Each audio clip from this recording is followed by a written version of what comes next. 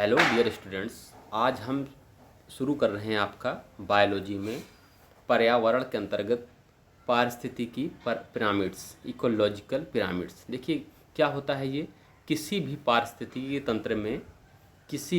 पारिस्थितिकी तंत्र में प्राथमिक उत्पादकों, हरे पौधों एवं प्राथमिक उत्पादक क्या होते हैं, हरे पौधे होते हैं, एवं विभिन्न श्रेणी में उपभोक्ता फर्स्ट एक प्रथम होता है, द्वितीय होता है, तृतीय होता है, इसकी संख्या मतलब उपभोक्ताओं, जीव भार मतलब बायोमास, जीव भार को क्या कहते हैं, बायोमास कहते हैं, तथा संचित ऊर्जा में पारस्परिक संबंधों के चित्रीय निरूपण को इकोलॉजिकल पिरामिड्स कहते हैं। किसी भी पारिस्थितिकी तंत्र में प्राथमिक उपभोक्ताओं एवं विभिन्न श्रेणी के उपभोक्ताओं की संख्या, जीव भार तथा संचित ऊर्जा में पारस्परिक संबंधों के चित्रीय निरूपण को इकोलॉजिकल पिरामिड्स कहते हैं। ठीक है, इकोलॉजिकल पिरामिड्स की जो संकल्पना थी, सर्वप्रथम चार्ल्स एल्टन ने 1927 ईस्वी में प्रस्तुत की थी। इकोलॉजिकल पिरामिड्स की संकल्पना सर्वप्रथम चार्ल्स एल्टन ने 1927 ईस्वी में प्रस्तुत की थी। देखिए पिरामिड्स तीन तरीके का है, इसमें कौन कौन से होते हैं इकोलॉजिकल पिरामिड्स के अंतर्गत, पिरामिड्स ऑफ नंबर मतलब जीव भार, दूसरा क्या है पिरामिड ऑफ बायोमास, जीव भार, पहला पिरामिड्स ऑफ नंबर मतलब जीव संख्या, दूसरा है पिरामिड ऑफ बायोमास मीन्स होता है जीव भार, तीसरा है पिरामिड ऑफ एनर्जी मतलब संचित ऊर्जा का पिरामिड। ठीक है, अगला देखिए, सबसे पहला जो आता है जीव संख्या का पिरामिड। ये क्या होता है, यह पिरामिड प्राथमिक उत्पादकों एवं विभिन्न श्रेणी के उपभोक्ताओं की संख्या के आधार पर निरूपित होता है। यह पिरामिड कौन सा, जीव संख्या, यह पिरामिड प्राथमिक उत्पादकों एवं विभिन्न श्रेणियों के उपभोक्ताओं की संख्या के आधार पर निरूपित होता है। और क्या है इसके पॉइंट्स, आधार में हमेशा प्राथमिक उत्पादक होते हैं, जो आधार होता है उसमें हमेशा क्या होते हैं, प्राथमिक उत्पादक होते हैं। फिर ऊपर की ओर क्रमशः कौन कौन से होते हैं, प्राथमिक, द्वितीयक, तृतीयक उपभोक्ताओं की संख्या होती है। इसमें सबसे ऊपर जो होगा उच्चतम श्रेणी के मांसाहारी, जिसको हम टॉप कॉर्निवोरस कहते हैं, ये होते हैं। सबसे जो पिरामिड्स होता है, पिरामिड्स इस प्रकार के होते हैं, जो सबसे ऊपर होगा पिरामिड्स उसको हम क्या कहेंगे, उसमें क्या होता है टॉप कॉर्निवोरस होते हैं, मतलब जैसे कि सर्वोच्च मतलब उच्चतम मांसाहारी जैसे शेर है, उच्चतम मांसाहारी होता है। उसके बाद आता है पिरामिड सीधा और उल्टा दोनों हो सकते हैं। सीधा में जैसे घास स्थलीय पिरामिड्स है, फसल स्थलीय पिरामिड से सीधा बनता है, और जो उल्टा बनता है वो पेड़ का बनता है। ठीक है, पेड़ का इकोसिस्टम जो होता है वो हमेशा उल्टा पिरामिड होता है।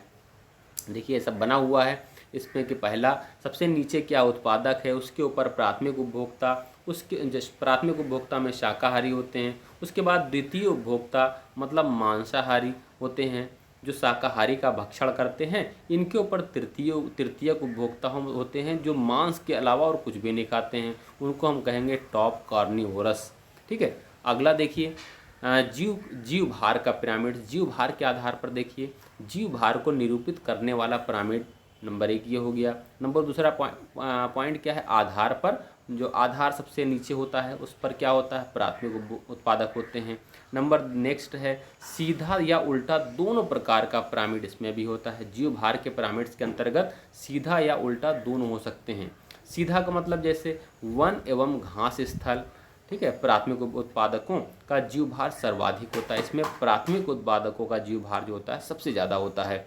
नंबर उल्टा क्या है, जैसे तालाब का होता है, तालाब का इकोसिस्टम, इसमें प्राथमिक उपभोक्ता फोटोप्लांक्टन्स होते हैं जिनका जीव भार सबसे कम होता है, तालाब का इकोसिस्टम क्या होता है, उल्टा होता है, और वन एवं घास का इकोसिस्टम क्या होता है, सीधा होता है।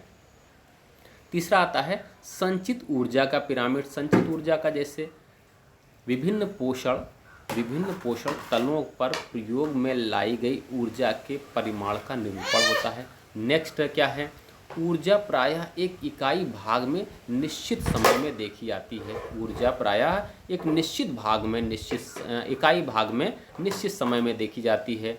ऊर्जा का पिरामिड्स क्या होता है, हमेशा सीधा बनता है। ऊर्जा का पिरामिड्स हमेशा सीधा बनता है। प्राथमिक उत्पादक संचित ऊर्जा कम की मात्रा का 10% अपने प्रयोग में लाता है, शेष 90% विभिन्न उपभोक्ताओं में स्थानांतरित होती है। 90% जो होता है ये जैविक क्रियाओं में व्यय होता है। और उसके बाद नेक्स्ट है, प्रत्येक पोषण तालाब पर 90% ऊर्जा का ह्रास होता है और जो 10% होता है ये प्राप्त होता है। जैसे सबसे पहले एक कैलोरी, उसके सबसे पहले उत्पादक है 1000 कैलोरी हुआ, उसके बाद प्राथमिक उपभोक्ता 100 कैलोरी पाए, उसके बाद द्वितीय उपभोक्ता ये क्या पाए, ये पाए 10 कैलोरी, उसके बाद तृतीय 1 कैलोरी। मतलब अगर हमने से पेड़ ने कोई चीज़ या प्रथम उत्पादक या वृक्ष ने कुछ खाया तो उसको क्या हुआ, उसको 100% मिला।